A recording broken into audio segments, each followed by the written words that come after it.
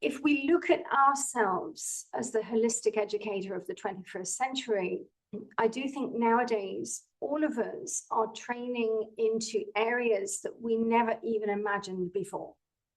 Before, we were language educators, and that's what we learned. We learned to be teachers. We learned to come into that space. All of the teacher training very much focused on the language learning. Now we're going around that with educational neuroscience, neuroeducation, mind, brain, and education science, emotional intelligence, social intelligence, psychology. Even, I know that a lot of our Ukrainian teachers, and Olena, you're going to confirm this with me, a lot of you are coming into trauma-informed teaching as well. So we know that we need much, much more. And all of this actually does start with us. It's about us understanding so much more. And from the beginning, I was always fascinated with, well, what's the difference?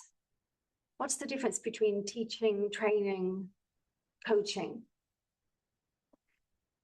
And in fact, neurolanguage coaching is almost like an intersection of teaching, coaching, plus the neuro. And in the neuro, I want to bring in all of the neuroscience, neuropsychology, neuroeducation, emotional intelligence, psychology. So it really is encompassing everything.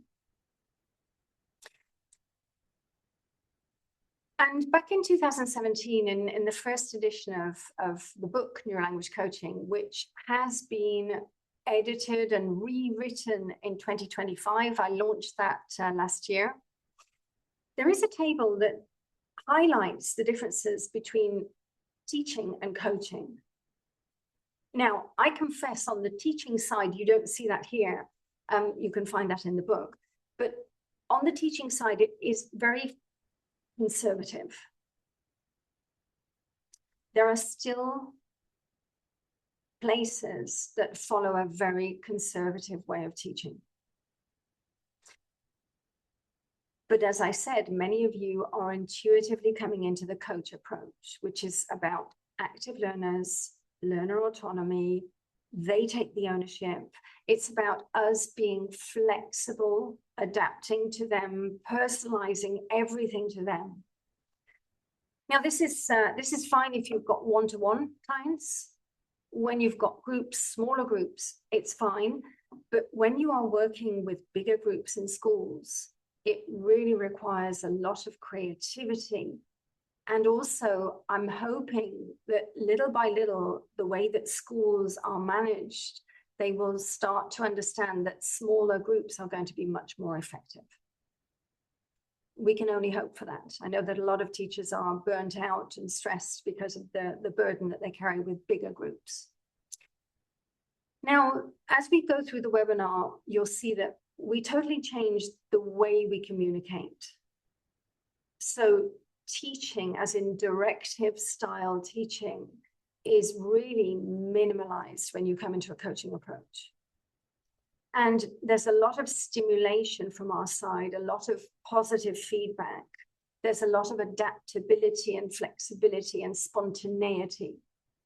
And I always think that neurolanguage coaches learn the skill of having a structure, but being spontaneous.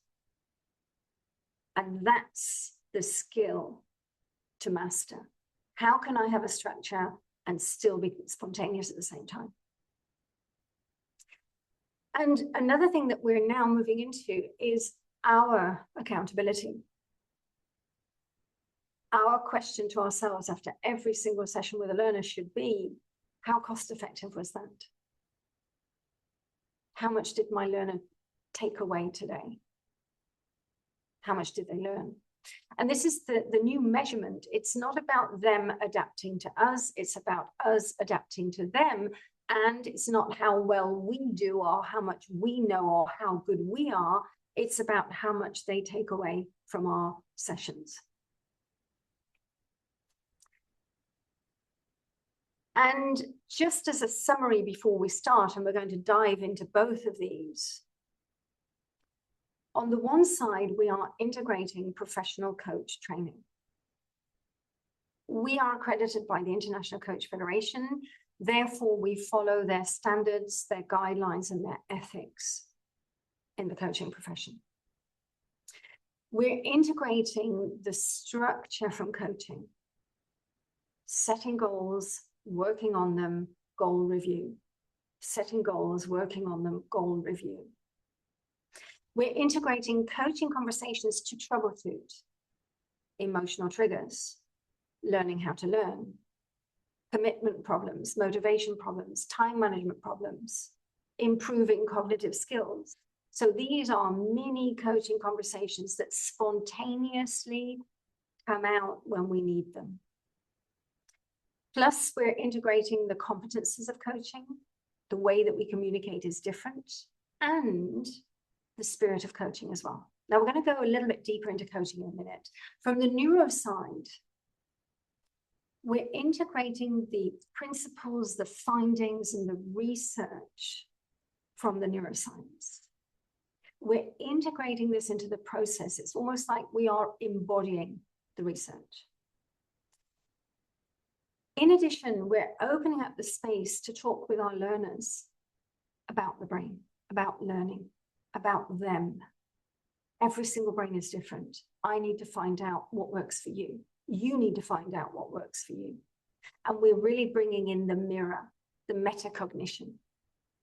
We're talking about how the brain reacts, how the brain learns, how the brain functions. We're adapting it. We're introducing that emotional intelligence. So from the two sides, this is what is converging into the method and approach, neurolanguage coaching. And nowadays, you know, when I started this in 2012, nobody had any concept or idea about language coaching.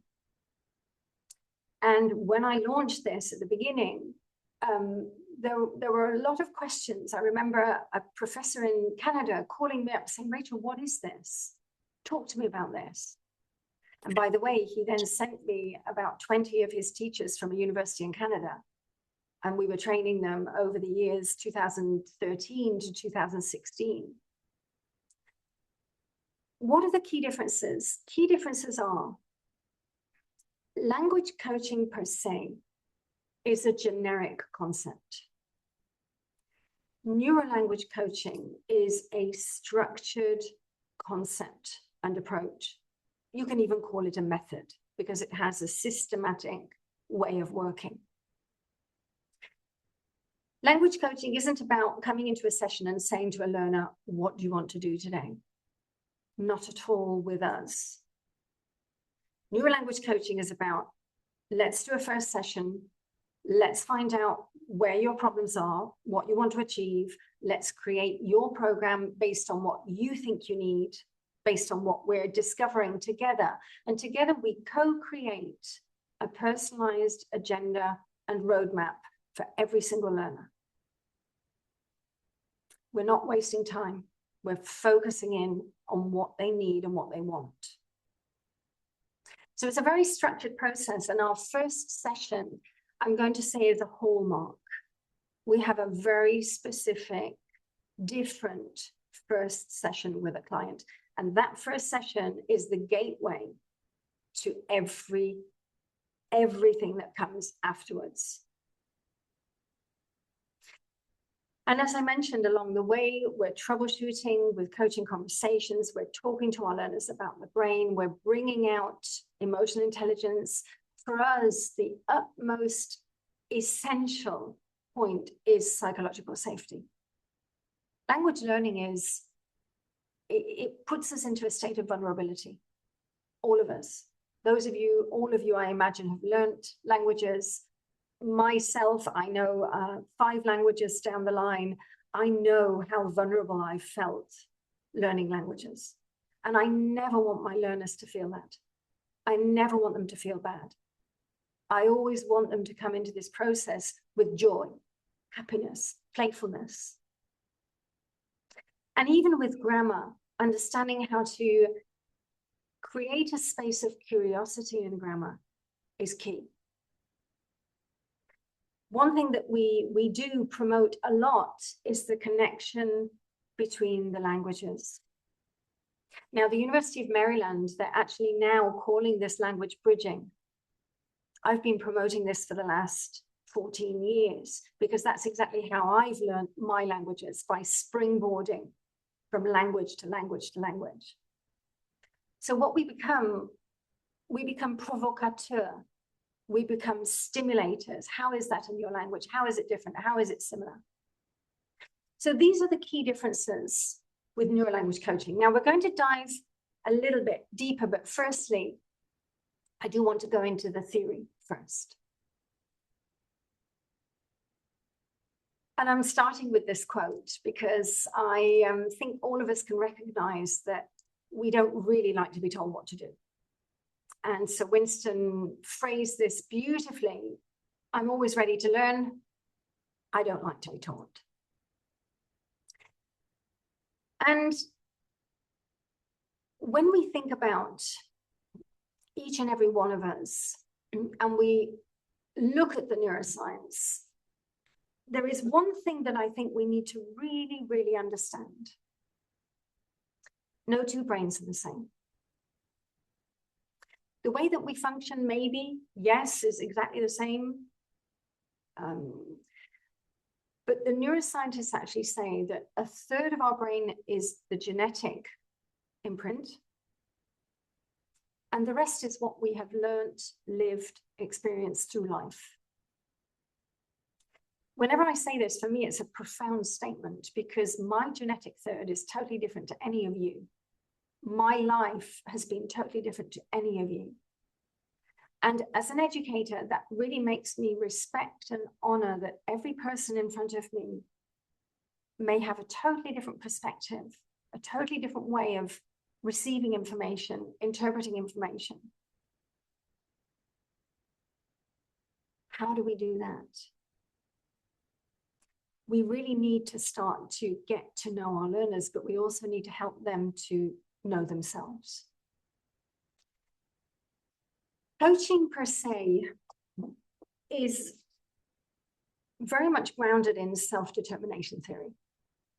Back in the 1980s, 1990s, two psychologists, Deci and Ryan, created this theory based on our core needs to thrive. The core psychological needs for each and every one of us are feeling in control of our behavior and goals, autonomy. Feeling that we can master and achieve competence. And feeling that we belong, relatedness. And when these three are fulfilled, we start to experience intrinsic motivation, well-being, and personal growth. And they've done a lot of research through the years proving these needs. And in fact, that ties in with the top of the pyramid of Maslow, self-actualization, achieving our full potential, living life authentically. Now, in many ways, professional coaching is promoting all of these points. This is what we want our coachees to discover and achieve. Now, if we move a little bit further into the theory, self-directed learning as well is key, and a key theory that coaching is also grounded on. Because again, we're looking at learner autonomy.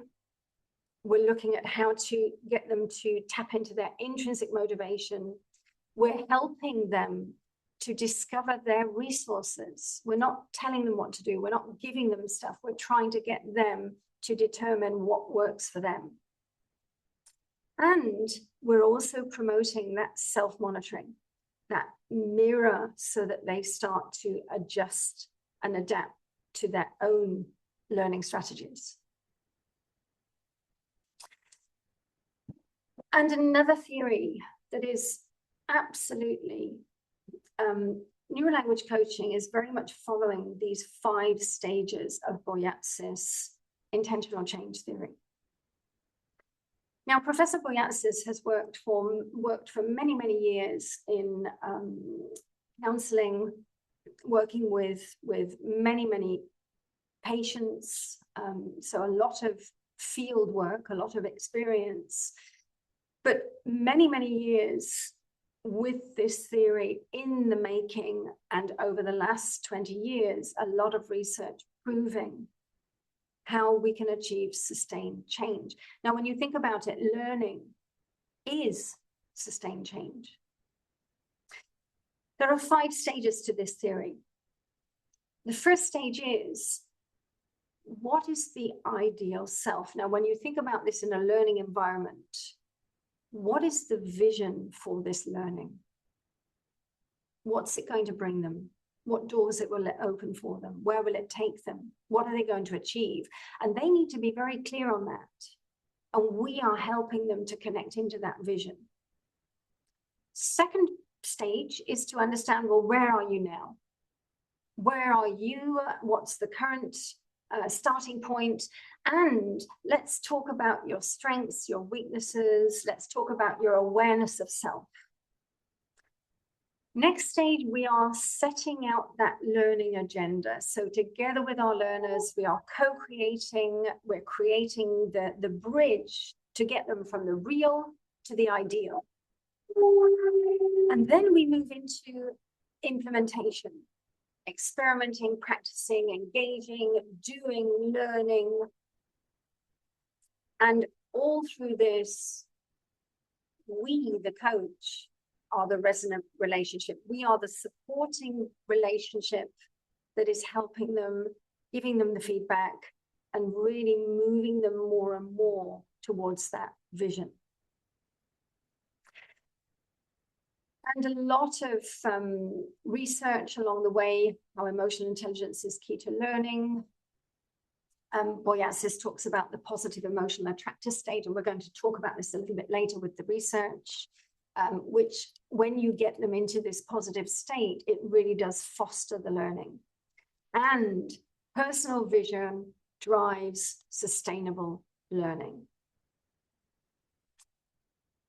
You know, it's interesting because a lot of the time as teachers, we get very confused with motivation, because we confuse the reasons for learning with intrinsic motivation.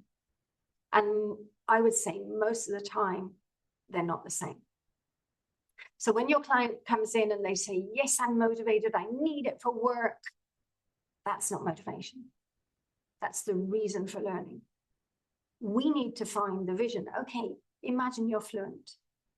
Imagine you can 100% use this language at work with no problems, without thinking, how's that going to change your life? I could get a promotion. I could go to another country. That's the vision. That's going to be the driving passion around the learning, not the I need it for work. So in everything that we do, we're now starting to become very, very conscious of our new role as a new type of educator. And as I said to all of you earlier, I do believe that many of you intuitively are coming into this role. And when we go to psychology, we go to transactional analysis, we are really breaking down this traditional teacher-student relationship. The expected interactions are changed. The way that we communicate is going to totally change with our learners. Changing the script, that's what I always say, and we're changing it from directive to non-directive, and I actually call it changing from teacher to coacher. This for me is the new type of educator. Some research back in 2003 talks about high quality connections. Now, this research was actually relating to corporate world, the business environment. Personally, I think this is what we are doing as teachers now. We are coming into being these high quality connectors.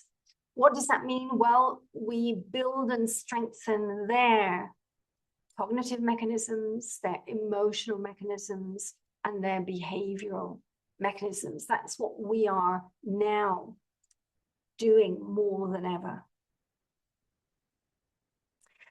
So why is neurolanguage coaching different? Right, let's go into the nitty-gritty here. As I mentioned before, for me, neuro encompasses everything. Because in fact, neuro means nerves, nerve cells. It's not just about the brain. Many people think, oh, neuroscience, the brain, that's it. No. We have nerve cells all over the body. And in fact, there is a part of the body which the scientists call the second brain, and that's the gut. So we could say intuition kicks in this part of the body. And very, very important to understand as well is that the heart also contains neurons.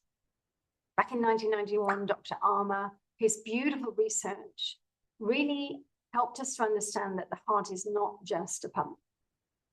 It is much more than that. We're still trying to understand. One very key piece of information is that there are more messages going from the heart to the brain than the brain to the heart. The question is, how are we interpreting these messages? So for me, neuro is again, the holistic. It's the brain, heart, gut, also recognizing that we have nerve cells all over the body. Now, there's a lot of research now also questioning where memories are stored, because there is a question mark now, are memories also stored in the body? Fascinating research coming up over the next years, I think. Now, coming back to why the neuro in neurolanguage coaching. Late 1990s and early 2000s, we already started to see research on brain-based learning. And everything in this research is encompassed in neurolanguage coaching. Everything. I'm always intrigued that this research is nearly 30 years old.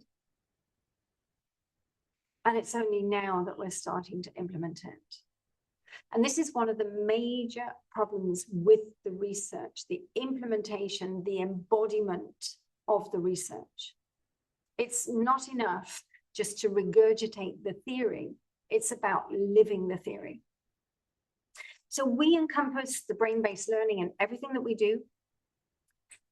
And we do this through professional coaching. I always say that this is the communicative vehicle.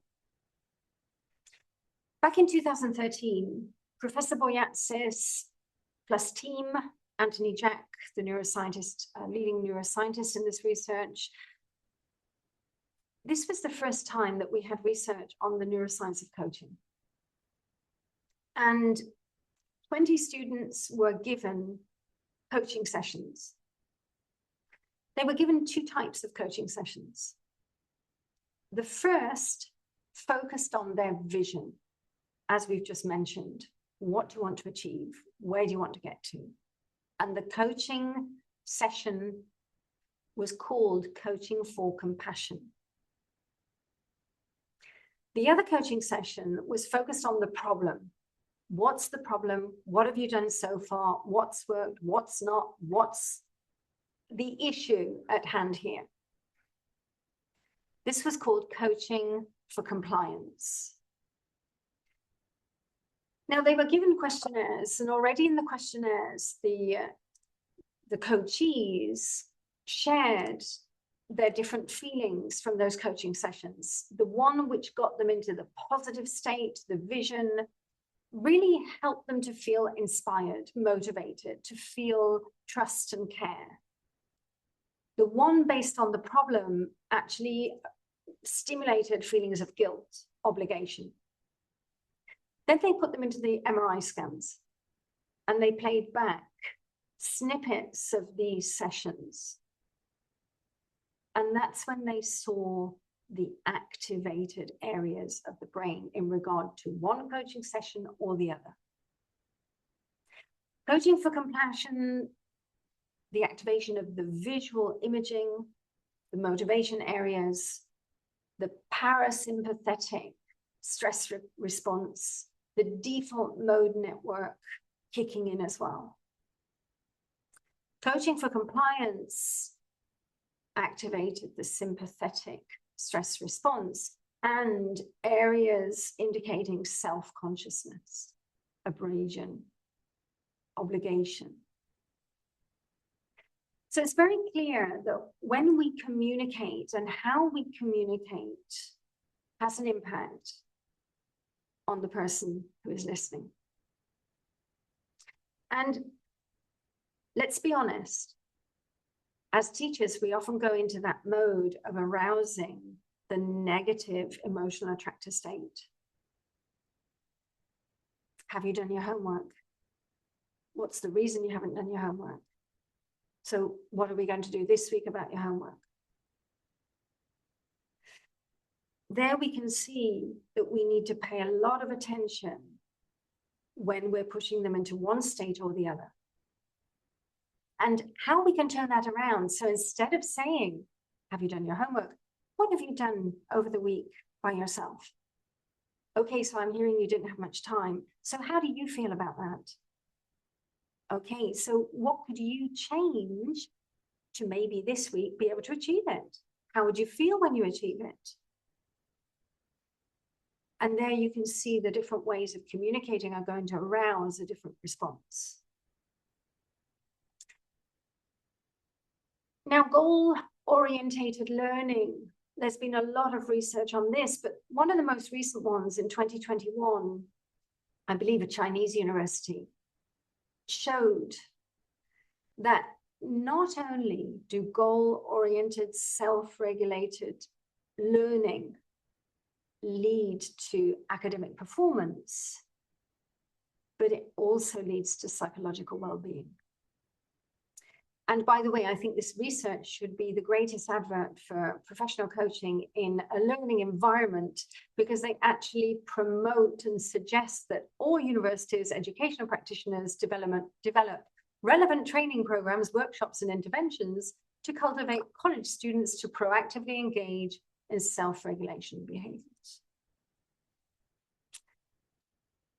And ownership of the learning means the one who does the work is the one who does the learning. This is, in fact, Terence Doyle, a neuroscientist, and this, I would say, is one of our mantras. We have to stop doing it for them. We have to stimulate and get them to do more, because we know the more that they do, the more they're going to learn. Sheldon and Kessa, again, researchers demonstrating that autonomously self-regulating students had more goal achievement, more progress, and more well-being. So there's a lot of research demonstrating self-regulated learning. Let's move into the practical side. How are we bringing in the coaching? Well, anybody can call themselves a coach. It is an unregulated business. There's no law stopping anybody. However, coaching is a skill, and it is a learned skill. I started coaching, I started my coaching training back in 2004. So over 20 years now. And believe me, I'm still learning. It is a never-ending journey. And it's not easy because it's about changing the way that we communicate. It's about becoming much more attentive to the flinches, the whatever is happening to your coachee, and it's about turning it around. Now, there are certain bodies in the world, certain institutions that set out the standards, the guidelines, the ethics for professional coaching. And the top across the world is the International Coach Federation. This was founded in the 1990s, 1995 to be exact. And they really did set out the gold standard for coaching. Not only do they have programs where they have introduced credentials for professional coaches, so you have life coaches, the ACC level, the PCC level, the MCC level, but also they have accredited programs. They have programs proven to demonstrate coaching skills.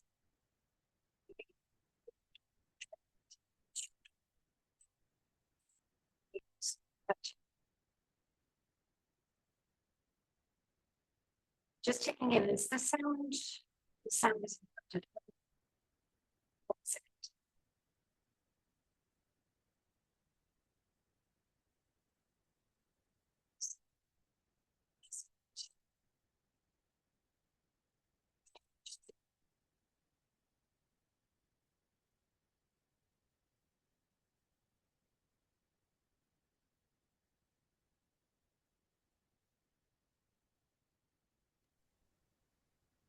I do have sometimes Spanish internet, which goes into a little bit of a wobbly, as they say. How is the sound now, everybody? Sound okay? Super. Right. And I'm always prepared now. I've got my two computers set up right from the beginning. Okay. I'm getting a little bit of an echo here. So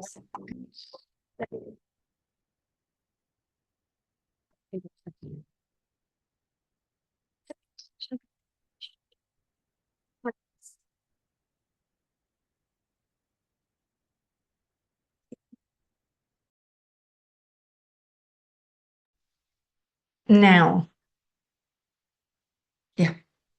The International Coach Federation has programs to credential coaches into the life coaching credentials, but also accredited programs which are proven to train people to become skilled in professional coaching.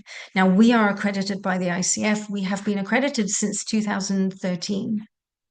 And most of our programs are all with the ICF accreditation.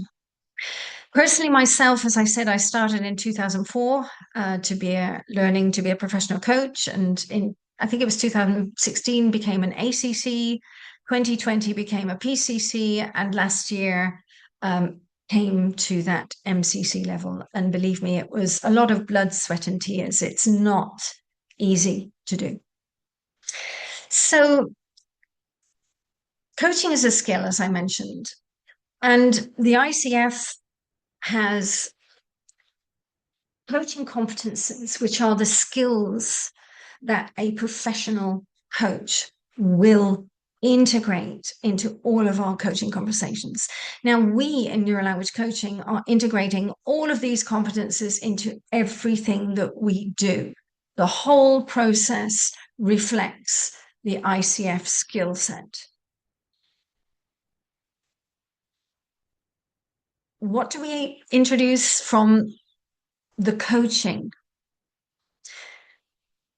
I mentioned earlier, we bring in the structure, we bring in the spirit, we bring in the impact for the coachee, which is the self-regulated learning, the learner autonomy, checking in on their motivation and commitment. And above all, we bring in from our side, no judgment, a very neutral stance. We are the accountability partner for our learners. But the word that I love the most is we are the soundboard. Now, I know that this is a word that maybe does not exist in all of your languages. It's a very interesting word because in English we use it like a mirror. So we are the mirror reflecting back to our learners to provoke insights. That's the word soundboard. That's the coach. And through the learning process, that's what we're trying to evoke, those powerful moments of instant insights, which actually reflects into instant learning. And this is what I mentioned earlier. This is probably the dichotomy of coaching in education, because teaching is very directive. I'm here to tell you what to do. I'm here to give you the answers. Coaching is about actually helping you to discover much, much more the pathway, the knowledge, and the way forward. So interesting. And if we look on the very practical side, we know about the power of words. From the neuroscience, we know that words can induce a stress response, but they could also have the opposite effect. If you are using positive words, it can actually bring in much more coherence across the brain. We know that our questions have an impact. Closed questions are going to shut people down into yes, no, yes, no. Open questions are going to stimulate them to actually bring out more information. Active listening, reformulating, having compassionate conversations, giving positive feedback, and above all, our calm presence. So a lot of our dialogue is very brain friendly. We're bringing in signposting, so we're guiding all the way psychologically safety. We're bringing in the reformulations to check in. Am I hearing you? Is this what you're saying? Can I just check? By the way, we're also using that as a language tool where we reflect back what they've said, maybe in a corrected way. We're evoking powerful questions, especially around the learning. What could help you at this point? How could you create a bridge here? What would you need that's going to help you to remind yourself of this? How do you feel about this? What could we do to change the way that you're feeling? These types of questions to stimulate them to think for themselves. Non-directive means we're not telling them what to do. We're not giving commands. We're softening the commands with, may I ask you, how about, what do you think if? So the whole approach is downtoned and they don't feel like they're at school. Positivity, acknowledgement, recognition. I'd love to just take a moment to all of you for being here with me on a Saturday morning. Notice how good it makes people feel when they're recognized just for a moment. And we need to do more of that in the learning. I'd love to recognize you for the effort that you've put into this. I'd love to recognize you for the time you've taken here to do this. Staying away from the why questions as well, especially the why, which is to do with how they are behaving or feeling or reacting. Why did you say that word? Why did you use that? Really can go straight to the emotional and bring out a very defensive response.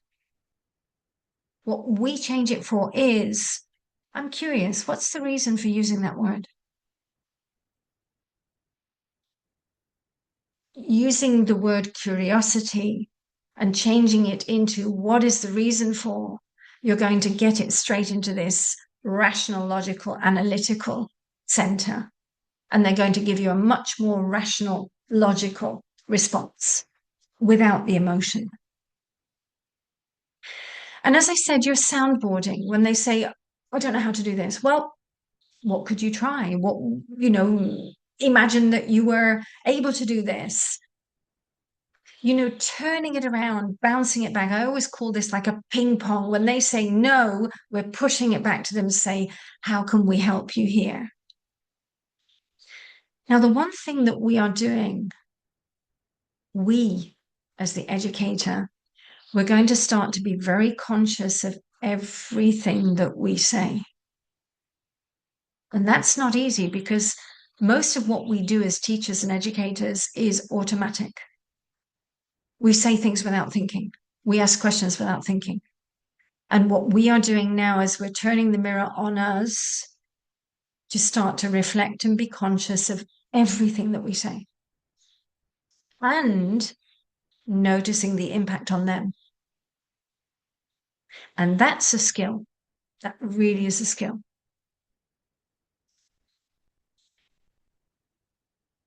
Now, we said that coaching also is about the structural change of the learning.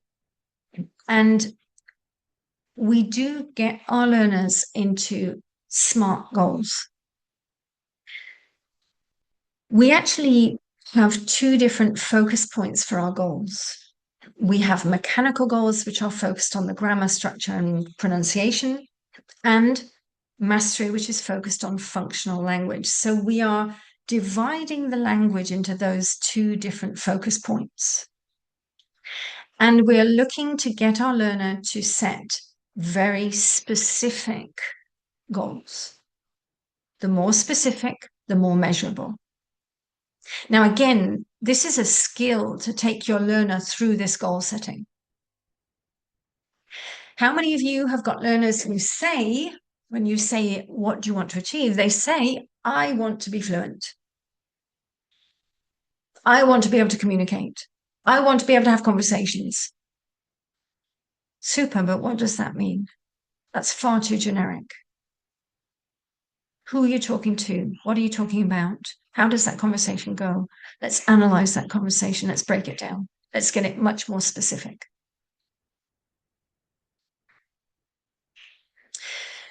And the one difference that we actually do with our goal settings is we get our learners to choose and set their goals. I get so many teachers saying to me, oh, we already set the goals. I set the goals for my learner. We don't do that. We work with our learners choosing and setting their own goals. Remember, it's the ownership. It's the learner autonomy that's key and at the root of everything that we do. So they set their goals, they set their activities, they set their time period, and we reveal or uncover their motivation and their commitment to this process. And it becomes a very cyclical process because you're setting goals, working on them, and then we sit down and do a goal review. Have you achieved the goals? Where are you with this? And if my coachee says no, okay, with pleasure, we can still work on them. If the coachee says yes, okay, we can set new goals. And we go into another goal setting. And as I mentioned, professional coaching also is used for troubleshooting.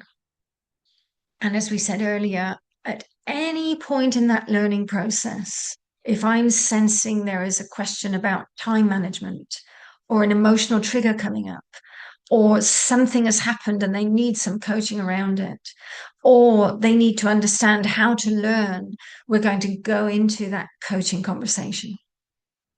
They're not very long, but they are extremely effective and powerful to help, I'm going to say, recalibrate those moments. And we also work with coaching models. Now, for those of you who are new to coaching,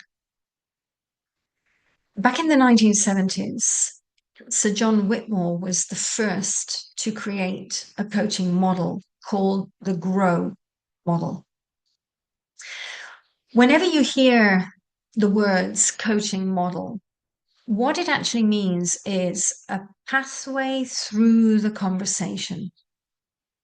And his model, G for goals, R for reality, O for outcomes, obstacles, and W for way forward. And he used that acronym to guide the coach through that conversation with the learner. Now, I've created models that we use in the language coaching process. For example, in the troubleshooting conversations, we follow the model, which is fact-finding, exploring, and way forward.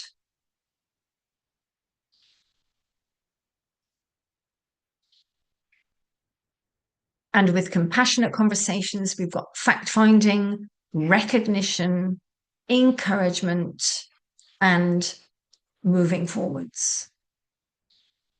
And for grammar, we've got placement, assessment, conversation, teaching, powerful questions, and clarification. And these create almost like roadmaps for us, the coach, to follow. And the one for grammar actually helps us to stay in the shoes of the coach in any grammar conversation. So we're not just teaching at them, we're involving them with this coaching approach of grammar. We are getting people to actually love grammar because of the way we approach it.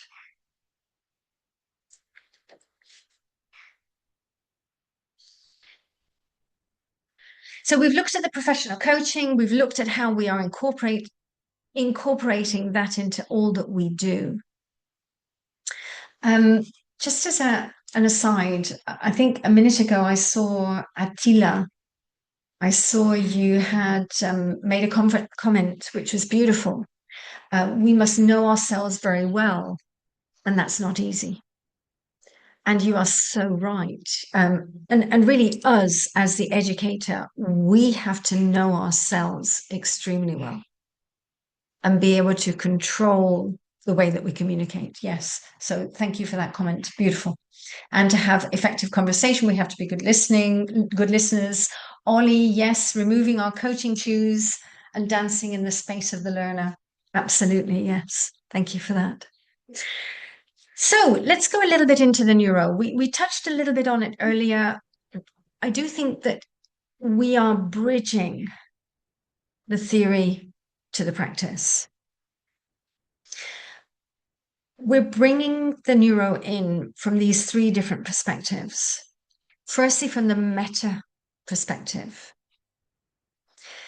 talking about the brain with our learners, bringing in the self-awareness, provoking connections, associations. Secondly, we're helping them to optimize learning processes to promote their learner autonomy. And thirdly, we're implementing the neuroscientific principles. Everything that we do has a reason. And we mentioned earlier the power of words. Here is some of that research. As I mentioned, negative words can really activate the stress response. And positive words can totally activate the lower regions of the brain and bring in much more coherence across the brain. So paying attention to words is key. Let's just talk a minute about the proof of introducing metacognition into the classrooms. One of the greatest powerhouses promoting metacognition has been Carol Dweck. Carol Dweck, back in 2012, I believe, published the growth mindset book as opposed to fixed mindset. And a lot of her research was based on her findings with children. And in the middle research, the research there shows when we tell children You can change your brain. Your brain is plastic. You can learn. You can become more intelligent. In this particular research, it was demonstrated to have an impact on their results. 2020, they did similar research with a group of French kiddies. Again, giving them messages like you can change your brain, you can learn, you can become more intelligent. In this particular research, it didn't impact the results, but it impacted the way they were learning. It impacted their performance. Better organized, better planning, more self-confidence. And the top research is a review of all the research touching upon metacognition in schools. And what is the effectiveness of doing this? And in fact, the research concludes, yes, when we bring in that metacognition, we help them to learn how to learn. We help them to come into self-regulating processes. We help them to understand themselves. It leads to better results, better performance, and more motivation. Now, over the past 14 years, neurolanguage coaches across the world have been working with their learners, me too. And definitely what we see is that when people start to understand themselves, it totally transforms their learning process. It really does. And in many, many, many cases, they're learning faster and more efficiently. Last December, I was working with a young German, late 20s. He'd left school at 16, 17, disillusioned, disappointed, never got on with the teachers. The teachers took him as being a great problem. He felt he couldn't learn. He felt he was terrible at learning. He and I started a journey to learn Spanish. And he was about an A1 when he came to me in December. He worked with me for 12 weeks, 12 sessions. In those 12 sessions, he totally transformed his whole belief about himself. At the end of the course, he was actually coming into a B1 level after 12 weeks. And he literally said, I now know that I can learn. I now know, and I'm confident that I can learn anything. That for me was the greatest, most beautiful transformation. Not the fact that he'd done so well in Spanish, but the fact that he'd regained his trust in himself, which none of his teachers had given him throughout his schooling life. And that now hopefully fuels our learners to go and do other things. That's about empowerment. That really is, I would say, the essence of coaching. We talk about neuroplasticity with our learners. We talk about the fact that the brain can change. We talk about the fact that there's no age for learning. Learning should be a lifelong process for all of us. And we look at the research, we look at how actually even we can reverse brain aging. There's research on the people that they call the super agers. Super agers are people in their 90s with brilliant brains. And the researchers were curious, what is it that gets these people to have such amazing brains in their 90s where 50-year-olds don't have such amazing brains? And they discovered 3 factors. They all engaged in mental exercise, they all engaged in physical exercise, and above all, they had amazing social connections. Those were the 3 factors. Ollie, I couldn't agree more with you. Throwing away that television is actually, I think, one of our greatest recommendations to anybody. Yes. And even nowadays, isn't it interesting? We're living in a new era without books, without writing. And we know that writing actually engages spatial navigation in the brain. And I know that when I write something, I remember it. And they actually say that just writing on the computer doesn't stimulate the same brain networks as writing does. And we're losing the writing, we're losing the books in the hands. How can we stimulate to bring these back? Lots of research about the neuroplasticity. We talk about this with our learners. We talk about fight or flight with our learners. We really do go into conversations. Obviously, we ask permission first. How open would you be to talk about this with me? Can I just check with you? Fight or flight is key, and key to talk about it from their standpoint. Because each and every one of us experience fight or flight. It is the way that we have survived through history. And in the previous slide, you saw Walter Cannon was the American physiologist who realized that we react the same as animals do when there is danger, when we are under threat.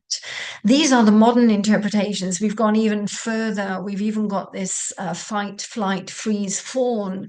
Fawn is the people-pleasing state. And talking about the emotional state with our learners is key. As we mentioned before, language learning can make us feel very vulnerable. And if we feel under threat, it can actually impact the learning mechanisms in the brain. From the research back in 2002, over 20 years ago, we see that the anxiety from mathematics, now we could say language learning could be even worse than mathematics for some people, diminishes working memory capacity, diminishes attention, and diminishes prefrontal cortex functions. Now, in a nutshell, if you have a learner who has activated that sympathetic nervous system because they feel under threat, the fight or flight has kicked in, the survival brain is kicking in, the areas of the brain that we need for learning, namely prefrontal cortex functions and hippocampus, are starting to be depleted of resources. They can't learn. One of the first things that actually maybe we lose control of is speech. I know that when I get very stressed or I get very psychologically threatened, my speech capacity absolutely diminishes. Even my native language, I get very tongue-tied. And that's in my native language. So imagine in another language. I remember when I moved to Spain in my teens, and I was working in an office at one point for some months. I refused to answer the telephone. Whenever the telephone rang, and I thought I was the only one there, I would shut down, start shaking, go into a corner, and want to hide. How I wish somebody had talked me through that and explained to me, Rachel, that's normal. That's normal. That's a normal response because you're actually starting to feel under threat. Interestingly as well, just the thought of doing something. So the thought of doing mathematics in the research in 2012, what they could see, that anticipation, the anxiety aroused by that triggered the pain areas of the brain. So just imagine your learners who have to give a presentation or have to go to a meeting and speak in English, or they have to answer the telephone. For me, answering the telephone was provoking the triggering of the pain areas plus the fight or flight. So really, really something that we have to open and talk about with the learners. Talk about social pain. Talk about what happens when we are feeling that social emotional pain. Talk about fight or flight, what's happening. Help them to understand it's a physiological reaction and it's normal. Then we have to move into, I'm just going to go back to that slide a minute. We have to move into strategies. We also maybe need to understand what's triggering this pain, what's triggering this reaction. And there may be certain emotional triggers that we can detect together and start to strategize. For example, is it status? Is it when you're sitting in front of your boss, you're terrified because of his status, and you're feeling inferior, you're feeling your language is not good enough, and that's going to make you go into that threat state? Or is it frustration? Is it fairness? Something's unfair, like I'm being sent to this session. Or is it xenoglossophobia? Anxiety to speak the language. Some people do have that anxiety to speak a foreign language. So there could be many triggers, but I actually also think one of the greatest triggers of all, bad learning memories. Bad learning memories from school. My teacher said I was terrible at this. My teacher said I should never pronounce this. My pronunciation was awful, so I should never go and talk to anybody. You know, we have had teachers telling us some horrible things in the past. And that stays with us on a very subconscious level.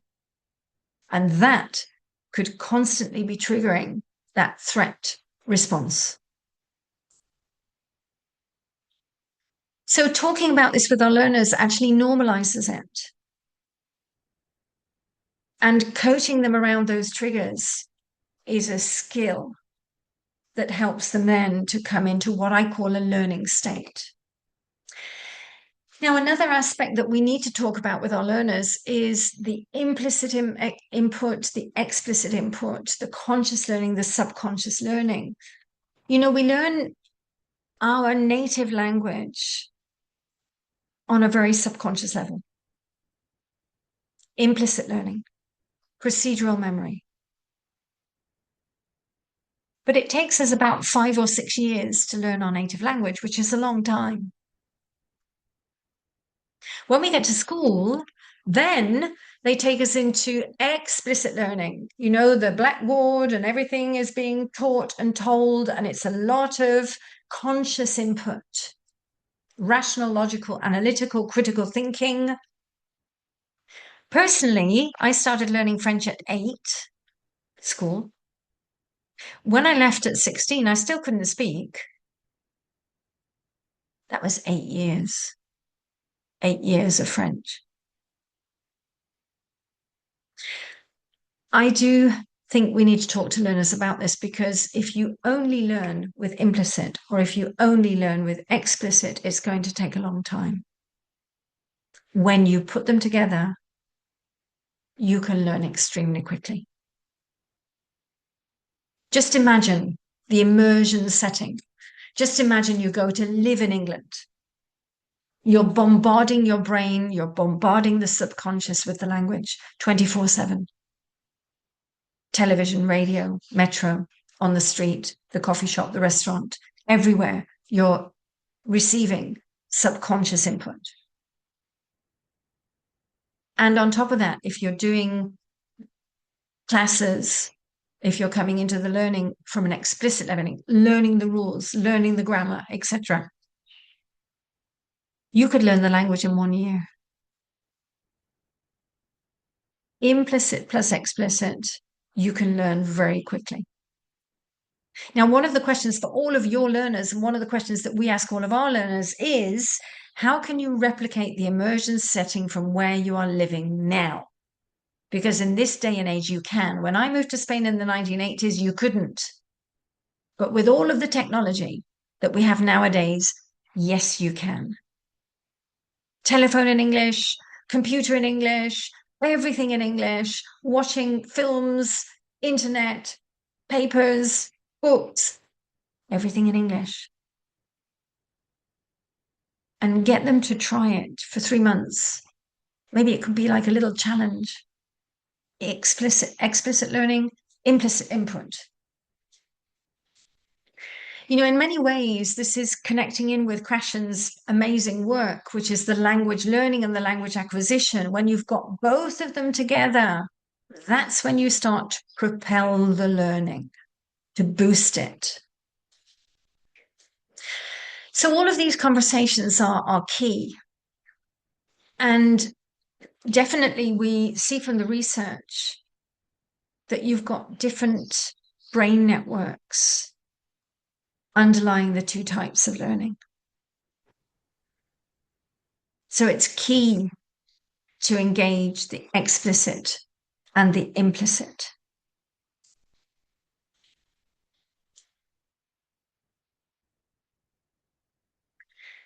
And just a little bit more, the explicit is the learning theory, the grammar, the rules. The implicit is actually the subconscious input, getting into the flow and replicating the immersion. I've even had learners where we've sat together and we've looked at our personalized roadmap, which we are going to follow, but then we've created a personalized roadmap of subconscious input that learner would follow during the week. So what are you going to do on Monday that's going to bring in that subconscious input? What about Tuesday? What about Wednesday? And every single day they had something on that subconscious input. And this is where I do think it's interesting that we have to understand the relevance and the importance of the subconscious. And this also leads us into brainwaves. I do believe that when we understand more the rhythms of the brain, the brainwave activity, we can understand more about brain states. And in fact, as I mentioned before, we get into mechanical goals, mastery goals.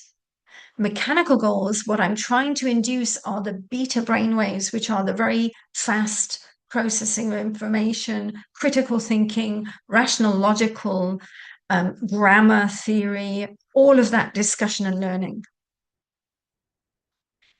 On the other side, the mastery, what we're trying to induce is the flow state, getting people to speak without thinking, getting people to flow with the language. And we're trying to connect them into those different states. The more we understand about the brainwaves, the more we understand about brain states. And the more we really understand that, visual perception, action observation is key as well in the learning process. So experiential learning plus observed learning is key. In this particular research, they had a group of English who were fascinated by the Japanese experts in distinguishing the gender of baby chicks. Now, that's actually quite a miracle because when you look at a baby chick, they look exactly the same. But the Japanese were experts in detecting male, female. So the English went to the Japanese and asked them, how do you do it? And the Japanese actually replied, we don't know. We just know. We just do it. So they ended up with the Japanese working together with the British and the British picking up the chick and deciding male or female, and the Japanese were saying yes or no until the British became experts. They kept doing it. If they got it wrong, if they got it right. And that way, the visual perception actually led them to becoming experts in determining the male and female. So we cannot underestimate what is coming in on a subconscious level visually as well. And in this particular research, we had a group of people learning to improve their golf shot.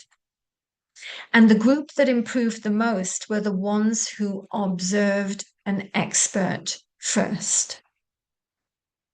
So how can you get your learners to go away and watch people in business meetings, watch people giving presentations, watch people in those conversations? How do they interact? What do they say? What language do they use? What do they bring in to that mix of conversation?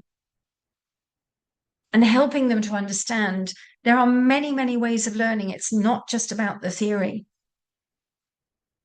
And understanding the brain chemistry, talking to our learners about the brain chemistry, talking to them about the dopamine. Dopamine is key for learning. It's key for retention. It's key for motivation.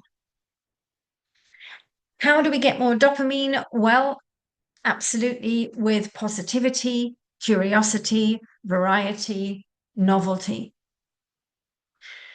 Plus the importance of scaffolding, provoking connections, helping them to fill the gaps where they don't know something.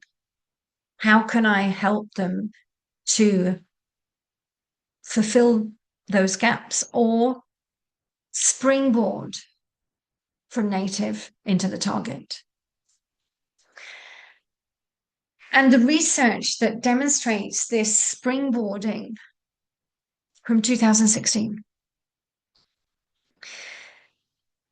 The brain actually, when we're learning a new language, is going to the native grammar areas to see if it can connect, to see if it can reuse the characteristics of our native language. So in neurolanguage coaching, we're constantly asking, how is this in your language? How is it different? How is it similar? Where are the differences? Let's talk it through. Does this exist in your language? In many of your languages, the article doesn't exist. Continuous tenses don't exist. Present perfect, past simple, the difference doesn't exist. So I'm also going to help you to feel calm with this, because I'm going to explain that this may not exist in your brain. We may have to create new neural networks here from scratch, because there's nothing for you to scaffold from. And all of this is connecting into a process which is very focused on managing cognitive overload. Everything is broken down, chunked down, step by step, building them up with the language. We become experts on helping them to break the language down. Chunking down is our absolute key to the whole process of neurolanguage coaching, whether it's grammar, whether it's functional language, whatever it is, we're breaking it down. And remember, we said about setting goals. The goals are a chunk of the language. We work on that, and then we set new goals, and then we set new goals. So it's a managed chunking down. And we also pay attention to spacing. If we look at something today, when do we revisit it? Even asking my learner, when are you going to revisit this? Let's talk about spacing techniques.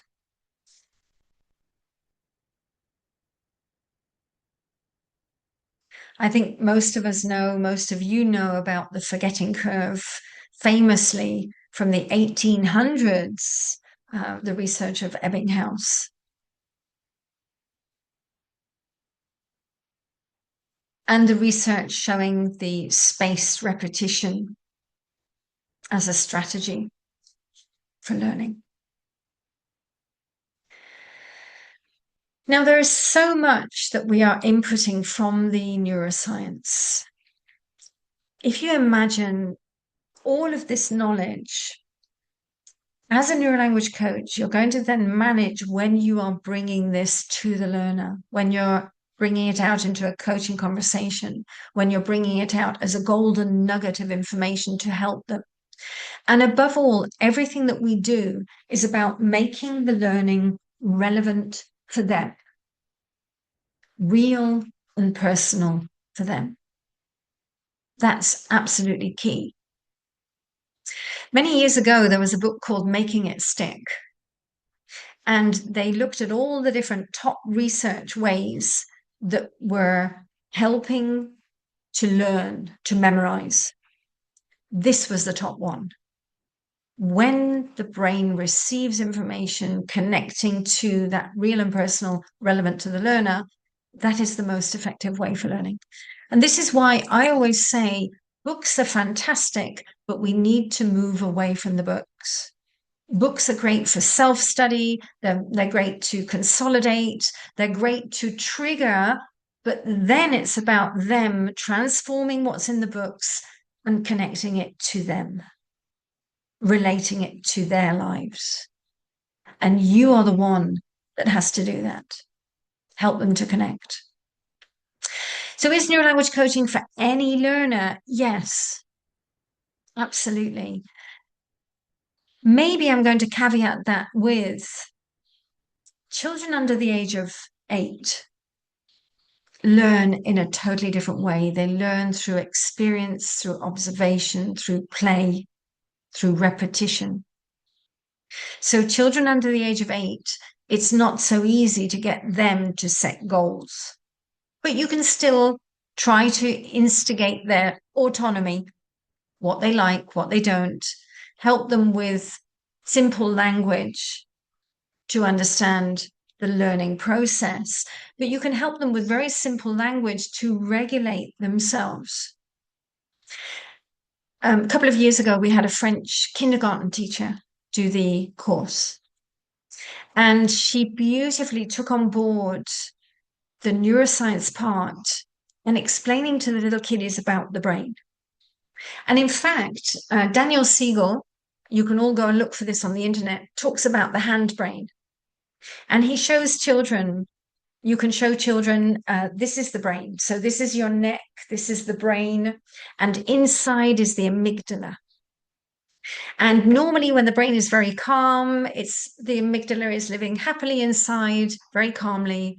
But then suddenly something's happened, or there's stress, or there is a threat, and the prefrontal cortex at the front here runs away, and the amygdala comes out with stress and afraid and shouting and screaming or whatever.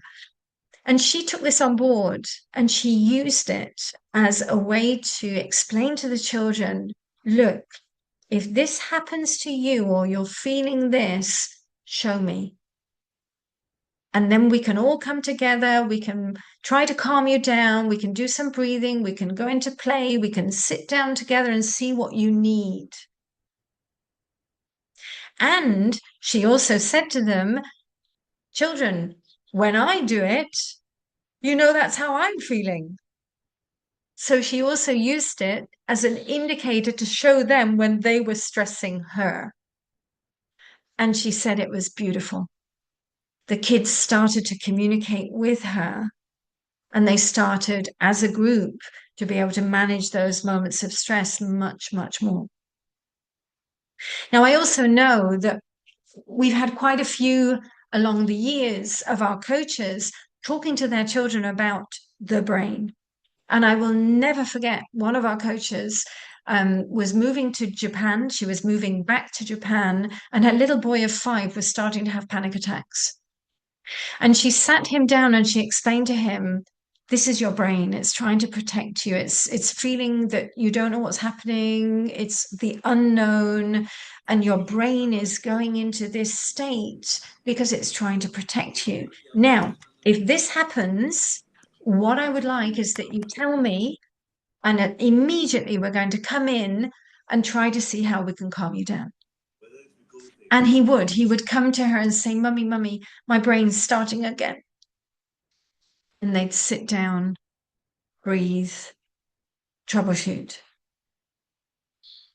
This was about 7 or 8 years ago. And I spoke to her last year and said, how is he?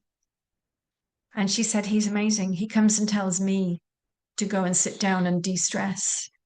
He manages his brain beautifully.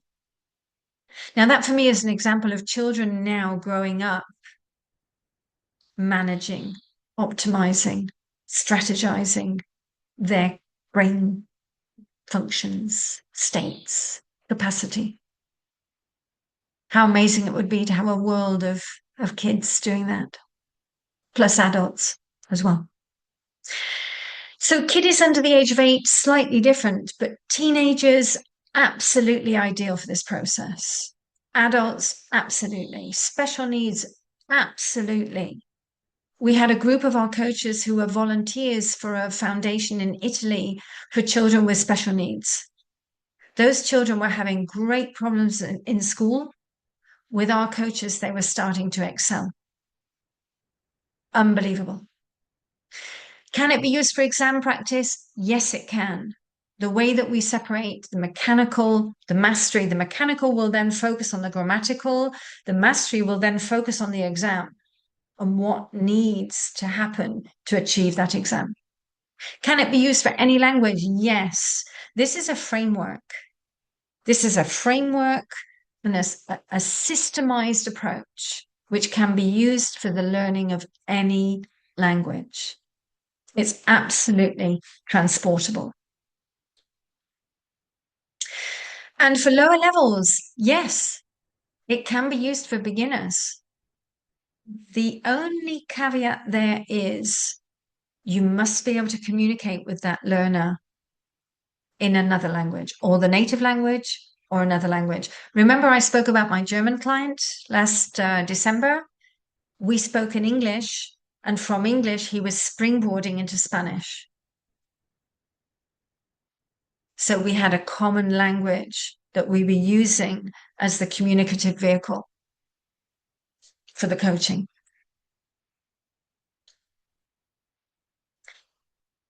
So we're coming to the end of the webinar. I know it's a lot of information. We really do pack in a lot of information into everything that we do in neurolanguage coaching. It is a very holistic approach. And as I mentioned, we're bringing in the neuro and we're bringing in the coaching to create a structured, systematized approach to language learning. 21st century learning, I think, yes, I think this is where all of us are going. And I think it's about bringing back the joy to learning. I love this quote by Moyatsis and McKee, this joyful discovery, playful creation, flowing performance. So how can we bring back the joy to learning? Well, if any of you are interested to become a neurolanguage coach, when I started this in 2012, for me, it was the great desire to really assist teachers in this shift because we are changing.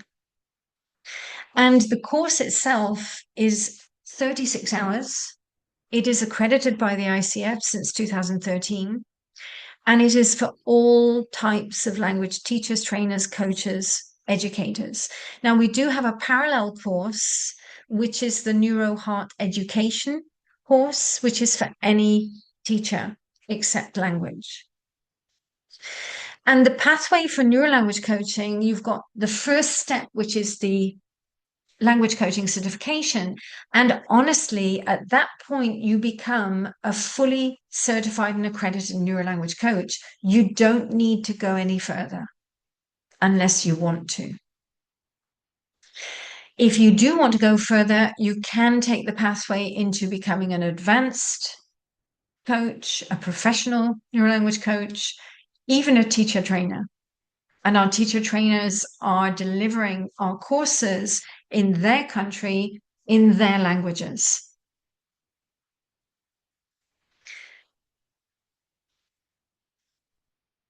And we're now just over, I don't know the exact number, Elsa will probably know, we're over 2,000 neurolanguage coaches across the world. These coaches are present in about 85 different countries. We have teacher trainers who are from 13 different languages. And we definitely have the most beautiful, like-minded, connected, heartfelt network. It's pretty unbelievable, this network. Ollie is part of this network, as you can see the hearts coming out of that. And this was, in fact, 2 weeks ago, where we were at the Neurolanguage Coaching Conference in Sitges. I think we're all still reverberating. Goodness, Ollie, was it last week? I'm still feeling like I'm lost in space and time. We had 3 days together, 3 days with amazing speakers, amazing participants. Next year, again, we will be back in Sitges, I believe. I'm still waiting for people to give me my feedback on whether they want us to be in Sitges or somewhere else. But it really is the occasion where all of us come together. And you remember that self-determination theory, that feeling of belonging. It is extremely prominent within this network. And I have never met such a self-centered, I mean, non-self-centered network. Self is totally lost when you come into this network. Everybody helps each other, everybody cooperates, collaborates, and everybody supports each other. The support for the speakers and for the participants was phenomenal. It really was. So hopefully we see you next year, 2027, for the 11th edition of the conference. Now, if you are interested to become a neurolanguage coach, we are offering a discount if you actually do the free e-course. Now, the free e-course is focused on changing the way that we communicate. And it gives you some starting points to bring in that metacognition and to observe yourselves and to bring in these nuances of change in the way that you are communicating with your learners. And if you complete this course, you would then have automatically a 10% off the full course. And these are the next courses coming up. We do have a couple of courses with me on the 9th of June in the morning, the 17th of June in the evening.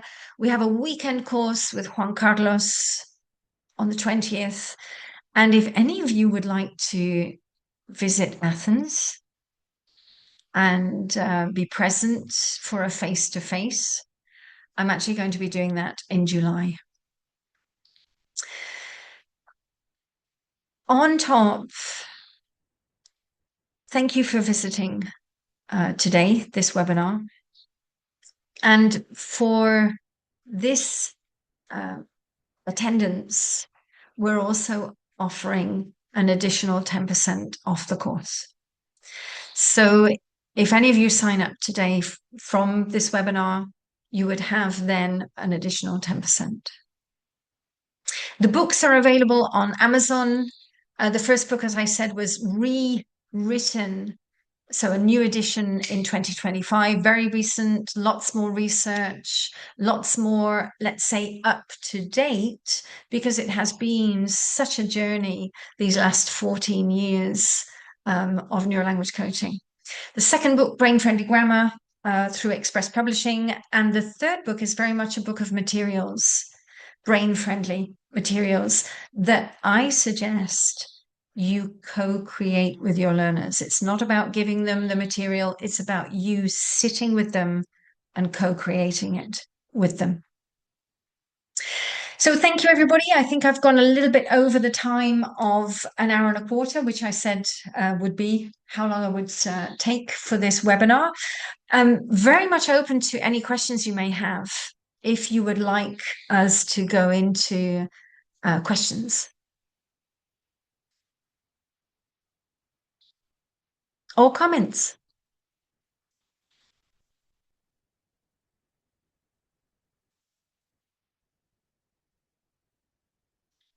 Oh, Ollie, thank you so much. I miss all of you so much after those days together. It's phenomenal. Afterwards, where is everybody? Yes. I'm trying to see if there's any questions in the chat box. No questions, comments?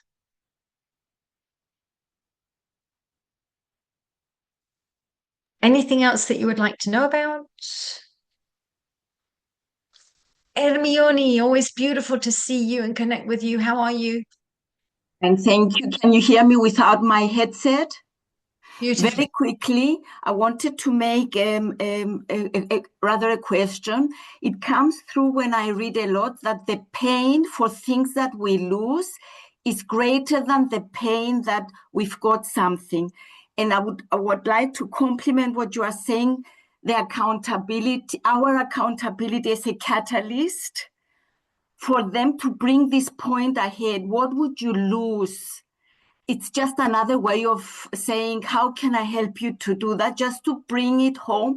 It's psychology, but then it's part of what you were saying to us. I just wanted to make this because it came the last couple of months and I've been away from these webinars. I wanted to just bring this point, our accountability role as a catalyst for them to get in touch with that. Thank you for that. Yes. Thank you. Thank you. Thank you very much, Rachel. Yeah, thank you. And beautiful addition.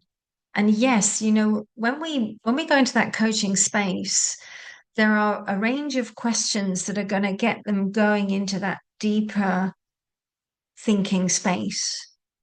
And yes, that's one of the questions which is key. And it helps also to understand, well, what have I got? Definitely. So, Hermione, thank you for that. Beautiful. Yes. Tiana, you know, thank you for that comment. I think all of us, even me, you know, when I was training for 20 years and working with clients and trying to understand, you know, what is it that you need? What is it that I'm doing? And it was very difficult for me to even capture what it is. And I have to say, I'm grateful along the way to all even the negative moments that I had with HR managers and people saying, well, what are you doing? Language coaching. Well, what is that? And I will never, ever forget.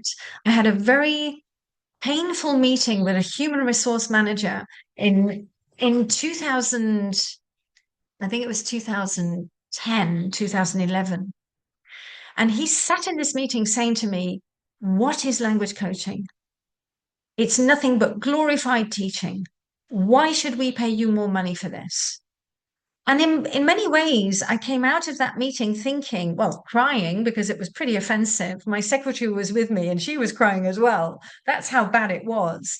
But then I thought, well, actually, you know, he's right, because there needs to be a crystallized structure to this. And that was the fuel for me to go away and create a crystallized structure. And this is what I'm seeing. This is key. We cannot just go into saying, well, language coaching is this sort of coaching around. No, there has to be a structure to the learning, because at the end of the day, we're helping them to learn a language. And language learning, there has to be a systematization behind it. So yes, Tiana, I agree with you. It's something that we're all striving for, but I'm grateful for those negative moments which pushed me into it to create the structure. And it's been evolving since 2012. It really has. And I'm learning from all of you as well, still. Tiana, did you want to jump on? Yeah, another thing that I found really, really hard to connect with my students about is helping them find this determination within themselves. I've been trying to organize their learning journey by helping them tap into their interests, get them to find whatever it is that guides them throughout their daily life. Yeah. And include learning a language. So to make everything about learning a language, whatever it is that makes their daily functioning. But they kind of find it interesting at the beginning, but then they lose this, they lose the motivation, so to say. This consistency, persistency, and determination is really, really hard to help them find within themselves and keep it going for a longer period of time. Yeah. How old are they? Yeah, I work mostly with adults, so working for Right, professionals. right, Finding right. their motivation is really, really harder, much harder than when working with kids. Yeah, With kids, it's all about play and yeah, some joyful activities, but with adults, it's a yeah, lot of yeah. self-doubt, embarrassment. Yes. Yeah. And if I can share a couple of things coming up from that. Firstly, as adults, we confuse motivation with commitment. So we have to separate out what's motivation, vision, intrinsic feelings for the learning, the passion, the drive. But what's the problems in the process? I don't have time. I don't want to do this. I'm overloaded. That's process problems. So if we can get them into a vision, so what's going to change your life? Imagine you've got this. Just imagine you're fluent at work. How's that going to change your life? I had one lady say to me, I could save time. Okay, what are you going to do with time, with that time? I'm going to go on the golf course. Great. So can I keep reminding you that every single time that you're with me, you're going to be saving time eventually and going to be on that golf course? And that's what we need to keep bringing back. That's the vision. And it might be something that is totally off the chart, but it's what's going to keep them there. Now, at the same time, we also have to tap in if there's no motivation and be honest. And a lot of them are sent to us. And there it's about the compassion. I know that you've been sent. I'm sorry about that. I'm sorry that you're being forced to be here. What other areas of your life could benefit from this?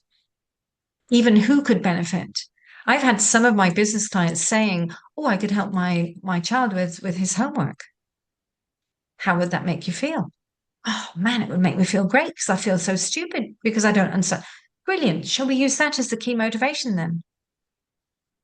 So it's tapping into maybe around it. And if there's nothing, then it's about tapping into the process and being honest. Look, there's nothing you want it for. It won't change your life. You don't want to continue with it, but we've got to be here. Your boss has sent you. I've got to be here. So what can we do to make the process interesting for you so that you're going to get through that door every week and be here with me? And then we go into the process. So, Tiana, I totally agree with you. It's not easy. And especially because people are stressed, overloaded, overworked, underpaid. They don't want anything on top of that. Yeah. And there's And always a time factor. I don't have time. yes, I can't find. yes. I always do my homework the night before or the morning before. Yeah. Yeah. And honestly, when I've got clients like that, I move into that conversation of the intrinsic learning. And intrinsic subconscious input means you don't have to do anything. Just have it in the background. And that's enough.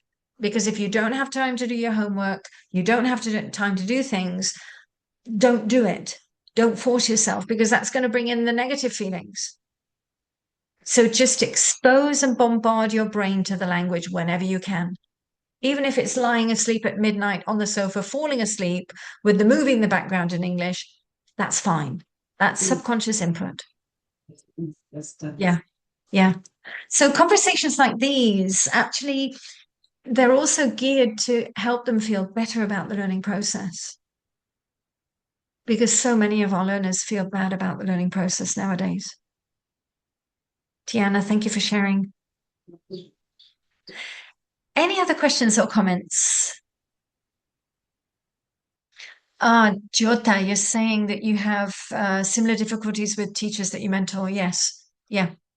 It is how to find that vision and drive and passion. Definitely. So, everybody, thank you for being with me over the past hour and 3/4. Hopefully, the time flowed for you and we got you into a bit of a flow state. If you do have any further questions, do let us know. Oh, Roshini, sorry, let me see. Where is your question? Do you want to come on the microphone? I'm trying to see if I can look back and find it. Okay, you're in the 5th year of being a wonderful educator. How can you practice NLC in your classes with young learners? Okay, so I definitely would encourage you to talk about the brain with the learners, even in baby language, simplified. I would encourage you to have a look at the work of Carol Dweck, where she talks about neuroplasticity, how the brain can change, even with younger learners. I would bring in a lot more changes to the way I communicate with the kiddies, a lot more permission. How about, what do you think if, what if we move into this? May we, could we? Just being more gentle with them and open questions, finding out what they want. How would you all like to do this? What activities would you all like? What activities could we introduce? And maybe we have different groups of people doing different things. Maybe you've got a goal for that learning, and this is what we need to learn today, but I'm going to give you a choice of how you get there. Some of you might want to go and create some mind maps. Some of you might want to go and create drawings. Some of you might want to create a script. Some of you might want to do role plays. How do you want to do it? And I would get them much more involved in the process of learning and get them much more into understanding themselves. So, Roshini, those would be my tips. Obviously, if you came onto the course, there would be a lot more. Any other questions or comments before we close today? I'm sorry, I would like to ask a Valeria. question. Yes. I actually had the question regarding the continuous learning. You have mentioned that, for example, we need to explain our learners that it is important here to expose ourselves to continuous, let's say, English listening, for example, on the background, that they can do something by small portions every day better. Let's say much better than, for example, sit down and work for 1-2 hours only during 1 day or 2 days, and then during the week they don't want to study something, to repeat, to revise, or to learn. Well, actually, I would like to mention that I have some adult learners, and I try to explain this to them, but I would like also to listen your professional opinion on this topic. For example, what exactly would be nice to mention to them to justify that, yes, this would be really effective strategy for you. You just need to find that time, even if it can be 10 minutes or 15 minutes every day, which can be much more efficient for you to learn and progress in language learning than just finding 1 hour or 2 hours 1 day a week. So I think there's various things to unpack there. And thank you, Valeria. And honestly, I'd love to say, well done that you're explaining this to your learners. Now, I do think we need to distinguish here a lot more the explicit from the implicit. Because actually, even just implying to carve out any amount of time, that is pointing towards the explicit learning of, even if it's 5-10 minutes, finding time to do something. Now, actually, implicit learning, I don't want you to do anything. I want you to do something else with that language in the background. So maybe you're cooking with a podcast, or maybe you're writing something with the television on in the background, or the radio on. So it really is that subconscious murmuring that you do not have to pay attention to. That's implicit subconscious input. That's language acquisition. And this is the difference, between watching a film where I'm trying to listen to everything, capture every word, make notes, that's explicit, or lying on the sofa half asleep and it's just washing over me.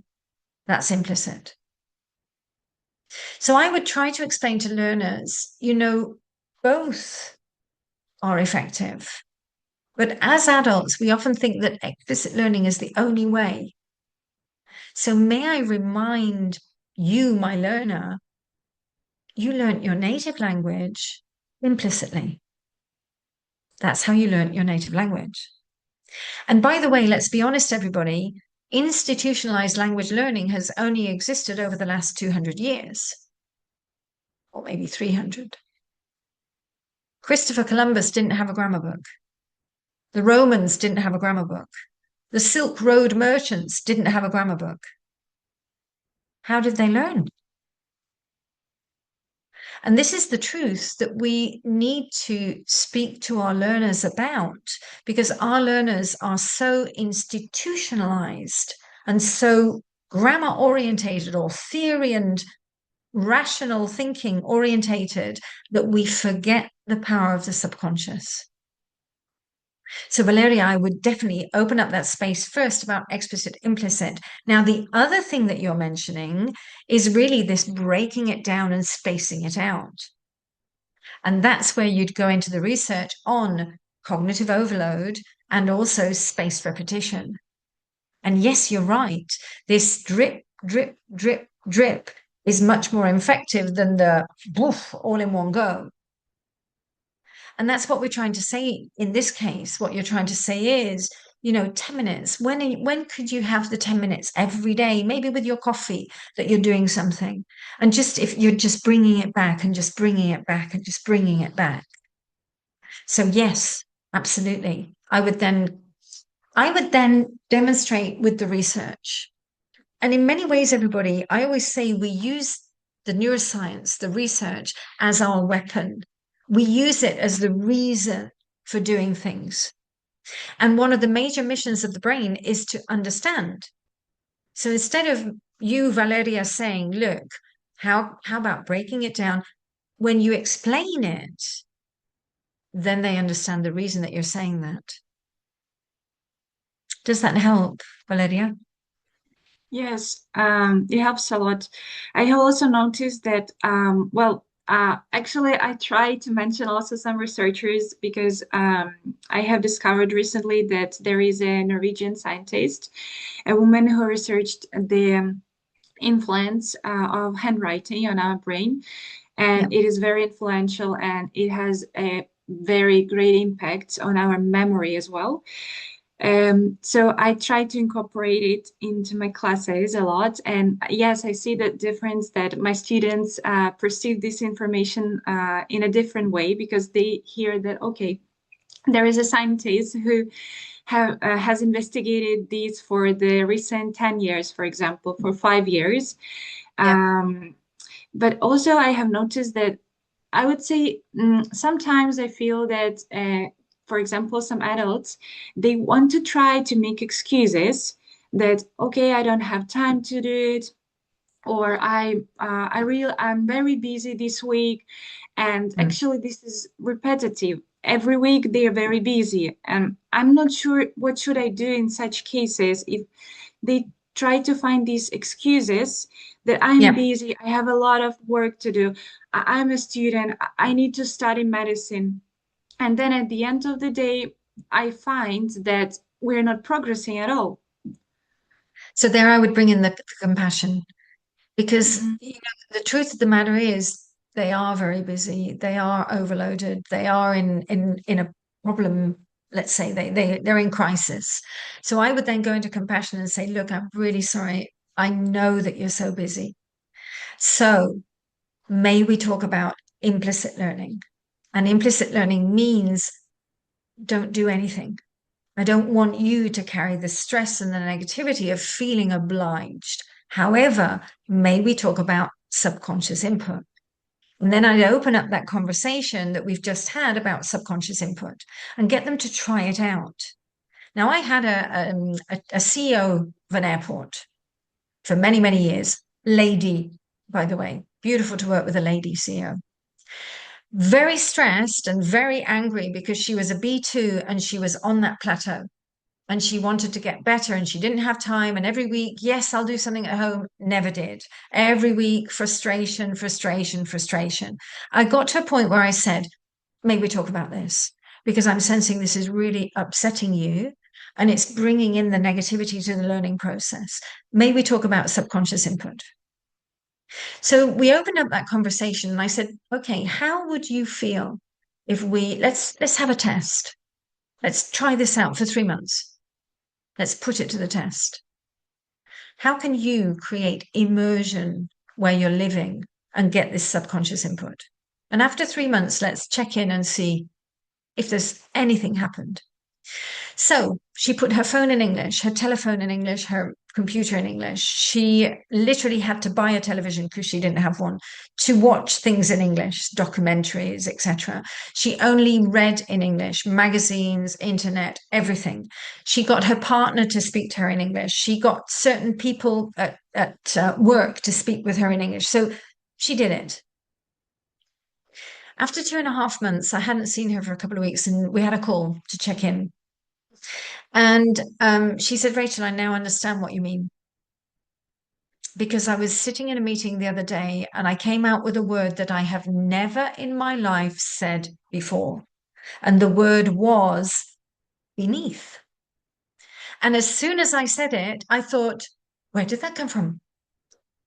And then I thought, Rachel! Those were her exact words. That was all the proof she needed. That was all the proof she needed to recognize something was happening. And that was it. That was it. For, she then continued. She's now got through that barrier because she now understands. That's all you need. So I would say, Valeria, go into lots of compassion. I know that you're so busy, so let's forget the homework for now. Let's forget it. Don't want you to be stressed. Don't want you to be pressured. I really want you to come into joy in this learning process. What can we do to bring back the joy? What can we do to bring in the subconscious input? What would you like to do that's going to help you to move forwards in this process? And lots of open questions. And get them to take that responsibility and ownership. Hopefully that helped, Valeria, a little bit. Thank you for your answer. Yes, I'll let you go and try it. And with pleasure, you can drop me a line and let me know how it works. Thank you, everybody, for the last couple of hours for being with me on a Saturday morning. Next week, we have our next webinar, I believe. Do we, Elsa? Yes, we do. So with pleasure next Saturday. Looking forward to seeing you here as well. Have a beautiful rest of the weekend, everybody. Shall we all say goodbye together? Thank you. Bye, everyone. Thank you. Bye. Bye, bye, bye, bye. Bye-bye. Thank you. Bye, Thank you.